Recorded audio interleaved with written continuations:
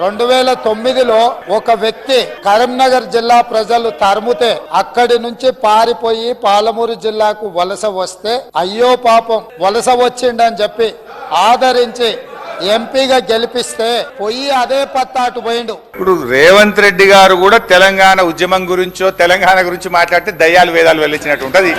ఈయన మాట్లాడేది అధ్యక్ష, ఇప్పుడు ఈయన గారు కేసీఆర్ గారిని కరీంనగర్ నుంచి తరిమితే మహబూబ్నగర్ వచ్చిందన్నారు. ఆయన జీవితంలో ఓటమెరుగని నాయకుడు. సిద్దిపేటలో అయినా, కరీంనగర్ అయినా, మహబూబ్ నగర్ అయినా, గజ్వేల్ అయినా. మరి నిన్ను కొడంగల్ తరిమితే నువ్వు మల్కాజిగిరికి వచ్చినావా? నువ్వెందుకు వచ్చినావు మల్కాజిగిరికి? ఒకవేళ మమ్మల్ని చూపిస్తే 2 ఏళ్ళు మిమ్మల్ని చూపిస్తాయి. చాలా చిల్లర రాజకీయాలు చేస్తున్నాడు. బికాజ్ నేను ఇరిగేషన్ మంత్రిగా ముఖ్యమంత్రిని కూర్చొని మేము అప్పచెప్తున్నాం అంటే ఆయన ఇంజనీర్ ఇట్లా అన్నాడు, అటెండర్ ఇట్లా అంటే ఏమన్నాడు వాళ్ళు? అరే అటర్ నాన్ సెన్స్. మీరు మాట్లాడుతుంది అసలు కామన్ సెన్స్ లేకుండా మాట్లాడుతున్నారు. As irrigation minister I'm saying we're not handing over. నువ్వు అటెండర్లు ఏమన్నారు, ఆయన ఏమన్నా మాట్లాడి ఏకడు కాగితం తీసుకొచ్చి I don't know what kind of videos you are showing. ఈ చిల్లర రాజకీయం ఈ భాష మాట్లాడొచ్చా అధ్యక్ష? సరే, మా ఉత్తమన్న ఫ్రస్ట్రేషన్ నేను అర్థం చేసుకుంటలే. ఏంటంటే మా ఉత్తమన్నకి ఏంటంటే పుట్టు కాంగ్రెస్ వాది, 6-7 సార్లు గెలిస్తే అయ్యో నేను ముఖ్యమంత్రి కాకపోతే అని చెప్పి పాపం బాగా రంది ఉన్నది. మీ మామని అన్నాడు, ఎవరు ఒప్పుకున్నా లేకపోయినా సోనియా గాంధీ చేపట్టే తెలంగాణ వచ్చింది అన్నారా లేదా? ఆ స్థానంలో కూర్చొని ఇలా ఏం మాట్లాడుతున్నారు? మీరు మాట్లాడే ముందు ఆలోచించుకొని మాట్లాడాలి. కాంగ్రెస్ పార్టీ పుణ్యమాని తెలంగాణ వచ్చింది, మీ మా ఒప్పుకుంటూ దేవత అని నువ్వు ఆ మాట చెప్తావా? కేసీఆర్కు తెలంగాణకు సంబంధమే లేదు.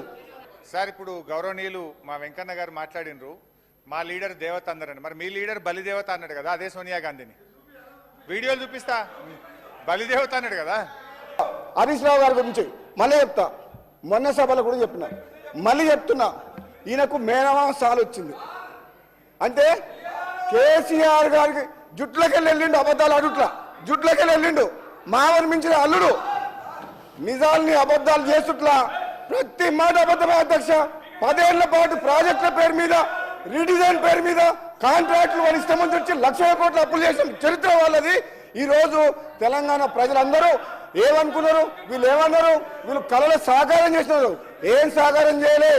తాగుబోతుల తెలంగాణ చేసి బెల్ట్ షాపులు పెట్టి రాష్ట్రాన్ని అప్పుల పాలు చేసి 7 లక్షల కోట్లు అప్పులమయం చేసిండ్రు. ఏం మాట్లాడుతున్నారు మీరు?